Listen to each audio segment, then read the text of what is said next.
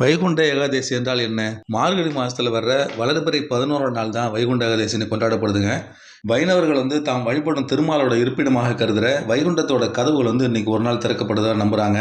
இந்த நாளில் நாள் உறங்காமல் திருமாலுடைய புகழ் பாடி விடியற் காலையில் பெருமாள் கோயிலில் பொதுவாக வடக்கு திசையில் எப்போதுமே மூடப்பட்டு இன்னைக்கு ஒரு நாள் மட்டுமே திறக்கக்கூடிய சொர்க்க வாசல் அப்படின்னு அழைக்கப்படுற இந்த வாயில் வழியாக சென்று இறைவனை வழிபடுவாங்க. இதுதாங்க வைகுண்ட ஏகாதசி திருவிழாங்கிறது.